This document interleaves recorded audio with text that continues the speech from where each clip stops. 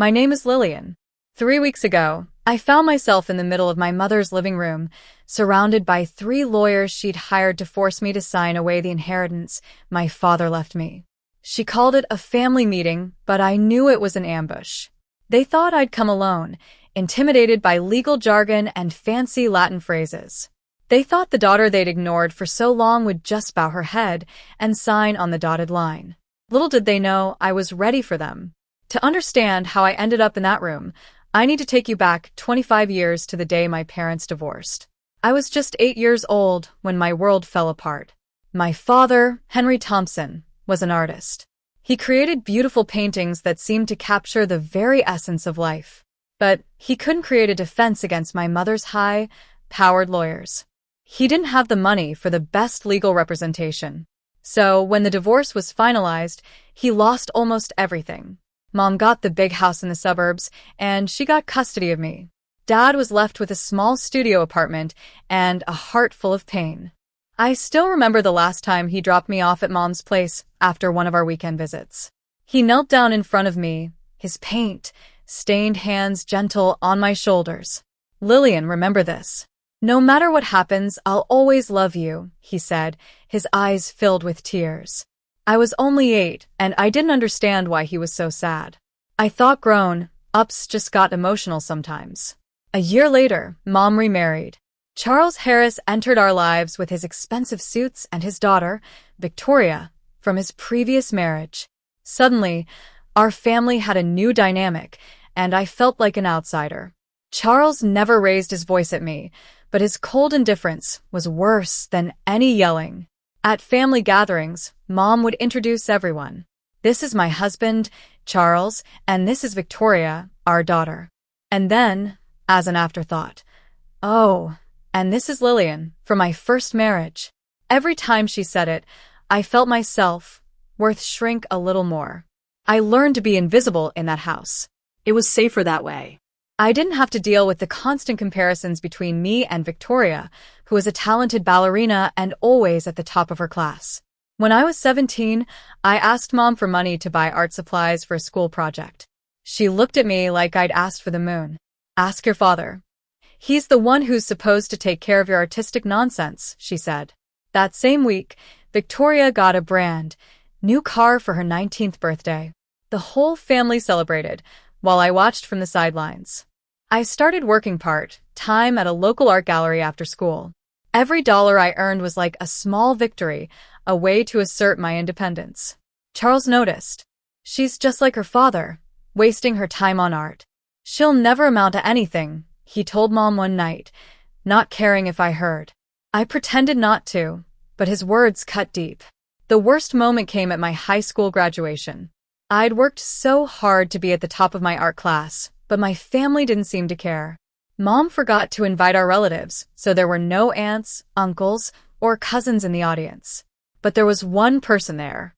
In the back row, wearing an old, faded jacket, sat my father. He clapped louder than anyone when my name was called. I could hear his proud cheers over the entire crowd. After the ceremony, he found me outside. His eyes were shining with pride as he pressed an envelope into my hand. "I've been saving for this, for your art studies. Don't tell your mother," he whispered. I kept that secret for 15 years until Dad's death turned it into a storm. One Tuesday morning, at 7:15 a.m., I was making my coffee when my phone rang with an unknown number. I almost didn't answer. The voice on the other end was calm and professional. "MS. Lillian Thompson, I'm Mr. Edward Black, an estate attorney. I'm very sorry to inform you that Henry Thompson passed away 3 days ago. It was a heart attack, and he passed peacefully in his sleep." The coffee cup slipped from my fingers, and I watched it shatter on the floor in slow motion. I was in shock. My father had been dead for 3 days, and I found out from a stranger. Mom and her husband had been notified, but not a single one of them had bothered to call me. Mr. Black told me that my father had left a will, naming me as the sole beneficiary. I couldn't believe it. Dad was an artist. He lived a simple life. How could he have left me an inheritance? When I went to Mr. Black's office, it smelled of old books and leather. He was an older man, with silver hair and a kind face. He showed me a thick folder on his desk. Your father came to me 24 years ago, right after the divorce. He wanted to make sure that if anything happened to him, you'd be protected, he said. He opened the folder, revealing a last will and testament, along with photographs, bank statements, and property records. The house on Elm Street, with a market value of approximately $600,000, a savings account with $200,000, and some valuable art pieces. The total estate value was just under $850,000. I was speechless. Dad had sold his small art studio 16 years ago and invested wisely in real estate. He'd lived frugally so that he could leave me this. Mr. Black also gave me a sealed envelope with my name written in Dad's familiar handwriting. He asked me to give this to you when the time came, but he also said not to open it until you needed it. He said you'd know when, he told me. A week of silence followed, and then the phone call started. Aunt Grace, Mom's younger sister, was the first. Her voice was full of false concern. Lillian, honey, I heard about your father's passing. Such a tragedy. And I heard there's some money involved. Your mother is very upset. Don't you think you should share what your father left? I hung up without saying a word. Then came Uncle George, Cousin Sarah, and others I hadn't spoken to in years. They all had the same script. Your mother is heartbroken. Families should stick together. Your father would have wanted you to share. I thought about the sealed envelope in my drawer and Mr. Black's words. Dad knew they would try to take it from me. Finally, Mom called. Her voice was sickeningly sweet. Lillian, darling, I've been trying to reach you. I heard about the will. We need to talk about this as a family. Your father and I were married for 10 years. I helped him build his career. Surely you understand that. I told her the will said otherwise. She then suggested a family meeting at her house on Saturday at 2 p.m. Before the meeting, I agreed to meet Mom for coffee. When I arrived at the cafe, Charles was already there, sitting with his arms crossed, looking like a bouncer. Mom sat beside him, with a fake, wounded expression on her face. Come sit down, Lillian. Charles wanted to join us. You don't mind, do you? She said. I did mind, but I sat anyway. Charles wasted no time. Let's cut to the chase, Lillian. Your dad's gone, and he left you some money. But your mother sacrificed a lot for you. She deserves 70% of the estate. You keep 30%. Sign the papers and we can all move on. I looked at Mom, but she wouldn't meet my eyes. Dad left everything to me. That was his choice, I said quietly. Charles laughed. The man's dead. His choices don't matter anymore. Something cold settled in my chest. His choices matter to me, I said. No, I told him firmly. The will is legal, and this conversation is over. As I walked towards the door, I heard Charles say, You're going to regret this. You have no idea what you're up against. I didn't turn around, but I remembered his words. After the cafe, the family started a full-scale campaign against me. My phone was bombarded with text messages and social media posts. Aunt Grace wrote, Your mother cried all night. Is this who you've become? Uncle George said, Your father would be ashamed of you. Cousins I hadn't seen in years called me selfish and ungrateful. Victoria also texted me, You're tearing this family apart, Lillian. Mom won't stop crying. Why are you doing this to us? I replied, I'm just keeping what Dad gave me. She didn't respond. 2 weeks of silence followed, and I knew they were planning something. Then Mom called again. Her voice was cold and business-like. Lillian, we need to have a family meeting this Saturday at 2 p.m. at my house. We need to discuss how we can all move forward. The mention of lawyers in her tone made my stomach tighten. I immediately called Mr. Black. He told me that if she mentioned lawyers, she definitely had them. He advised me to go to the meeting but to have him nearby. If things go wrong, text me. I'll come in, he said. He also warned me not to sign anything or lose my temper. The night before the meeting, I finally opened the sealed envelope. Dad's handwriting filled the page. My dearest Lillian, if you're reading this, I'm gone. I always knew your mother would try to take what's yours.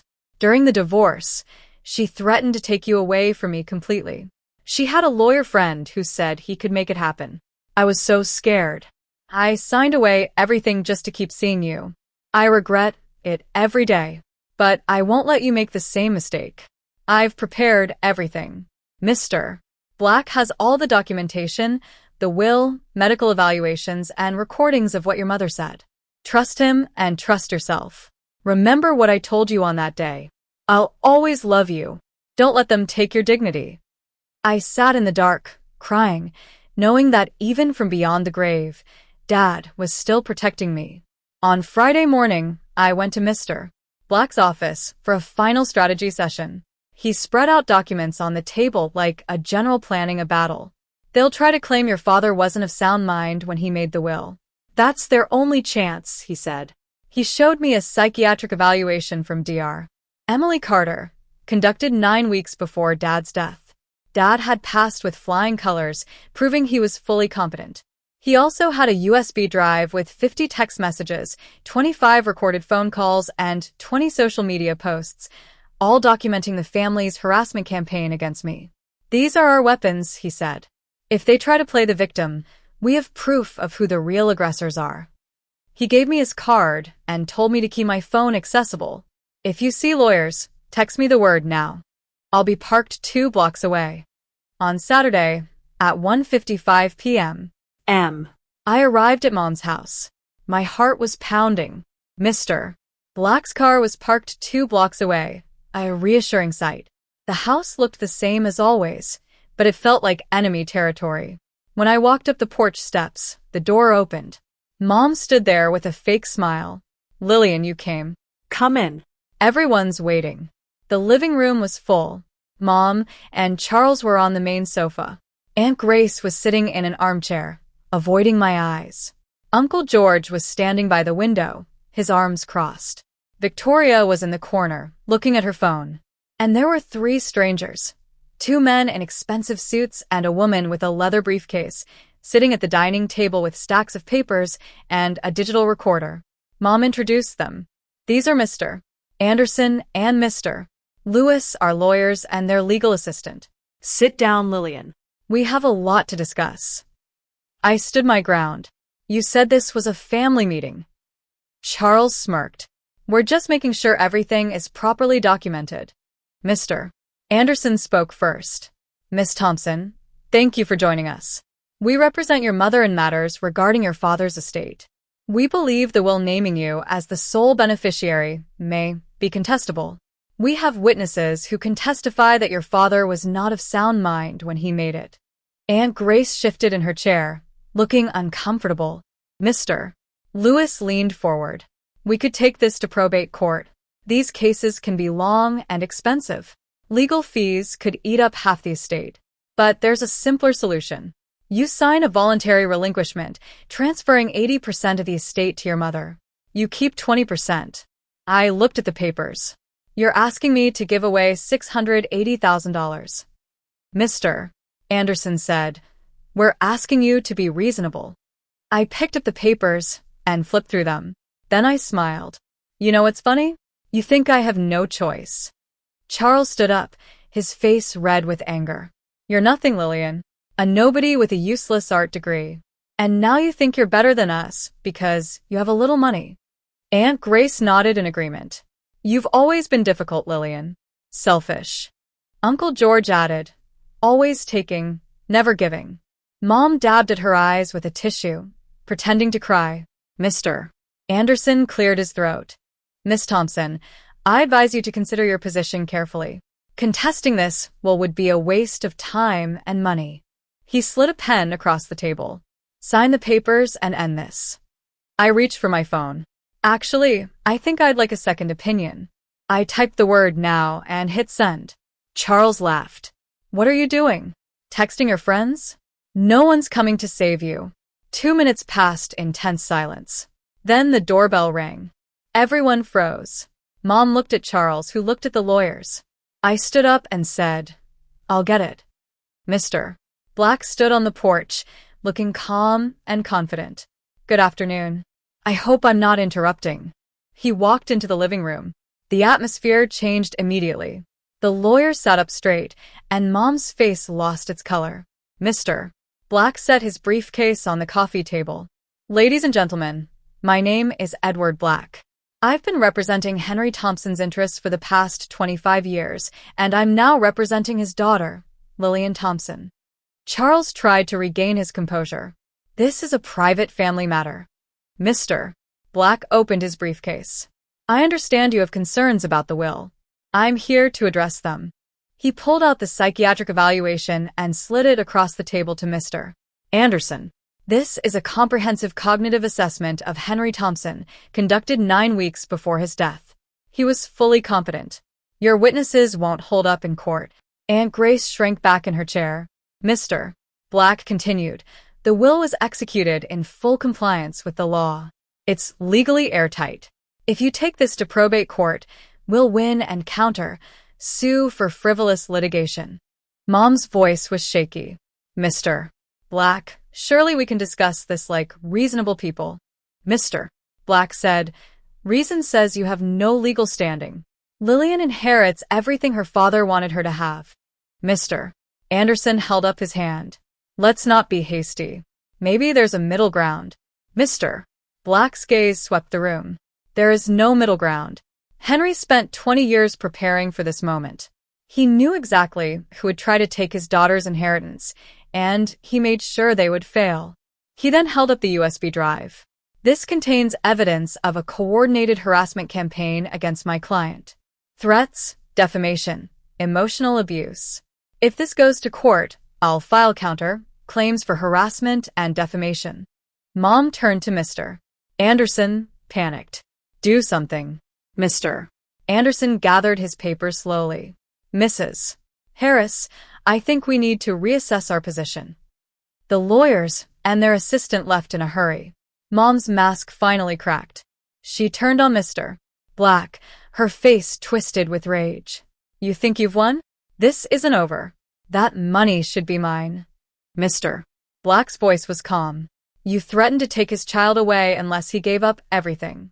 That's extortion, not sacrifice. Uncle George stepped forward. Is that true, Mom? You always told us Henry just walked out. Mom didn't answer. She was shaking with anger and shame. Victoria was standing by the stairs, her face pale. Mom, what did you do? Mom couldn't answer. The truth had finally come out. We drove away in silence. I was in shock, but also relieved. Mr. Black said, I just delivered what your father prepared.